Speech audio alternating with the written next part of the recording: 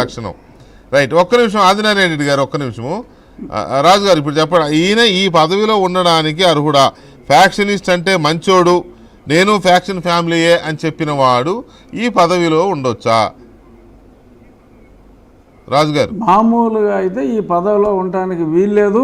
కోర్టులో కూడా ఈ వీడియోలు పెట్టి అభిశంసనకి మనం పెట్టవచ్చు. కానీ ఏముంది, ఆరిపోయే దీపం ఇంకొక 72 నుంచి 96 గంటల్లో ఆరిపోయే దీపం కాబట్టి ఆ అవసరం లేదు తప్ప, otherwise is the total misfit for that post.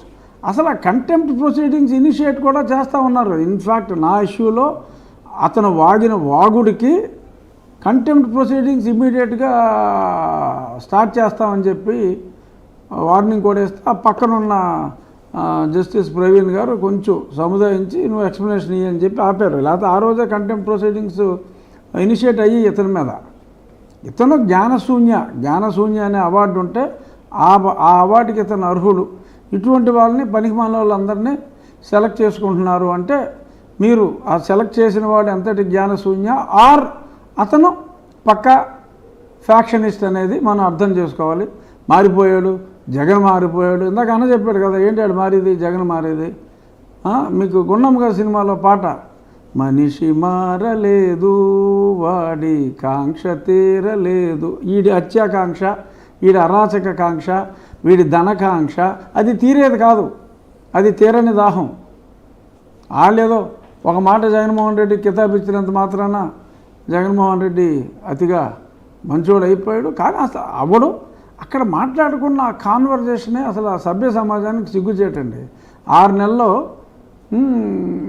అందరూ వచ్చుపోసుకున్నారా? ఎవడరా వచ్చుపోసుకుంది అంటే అసలు ఏంటి ఆ మాటలేంటి, ఆ సభ్యత ఏంటి? ఇప్పుడు లిటిల్ డీవియేషన్ వెంకటకృష్ణ గారు ఇప్పుడు వీళ్ళ మాట్లాడిన మాటలు విన్నాక నాకు ఇంకొక ఇది వచ్చారంటే కనుక మాకొక్క 3 రోజులు లేకపోతే 3 నెలలు అడవడో టైం అడిగాడు కదా వీళ్ళందరినీ వేసేయడానికి అని చెప్పి వీళ్ళందరి మాటలు విన్నాక ఎంత అన్యాయం, నాలాగా ఎన్నో లక్షల మందికి అన్యాయం జరిగింది ఈ రాష్ట్రంలో.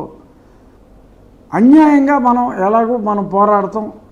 ఒక భారతీయ జనతా పార్టీకి కానీ మా పార్టీకి కానీ ఈ కళ్యాణ్ గారు ఎవరికి కూడా అభిమతం కాదు. కానీ చట్ట ప్రకారం ఈ దరిద్ర పనులు చేసిన, ఇంత విచ్చలవిడిగా మాట్లాడిన ఈ అధికారుల్ని, ఇటువంటి వాళ్ళని చట్ట ప్రకారం వీళ్ళు చెప్పినట్టల్లా చంపమంటే చంపేసిన, నానా ఎదవ పనులు చేసిన ఈ పోలీసుల్ని మనం చట్ట ప్రకారం శిక్షించే చర్యలు తక్షణం చేపట్టకపోతే ఇవాళ గొప్ప మెజారిటీతో మనల్ని నెగ్గించబోతున్నారు ప్రజలు. ఇందాక అన్న చెప్పినట్టు ఆ ప్రజలకే మనం అన్యాయం చేసిన వాళ్ళు అవుతాం. ఇన్ని మాటలు కూడా వీళ్ళు మాట్లాడిన తర్వాత కక్షగా కాదు నేను చెప్పేది, కానీ తప్పు చేసిన ఈ ముష్కరుల్ని, ఎంతోమంది లక్షల మందికి అన్యాయం చేసిన ఈ ముష్కరులకి చట్ట ప్రకారం శిక్ష కూడా విధించే దిశగా మనం మూవ్ అవ్వకపోతే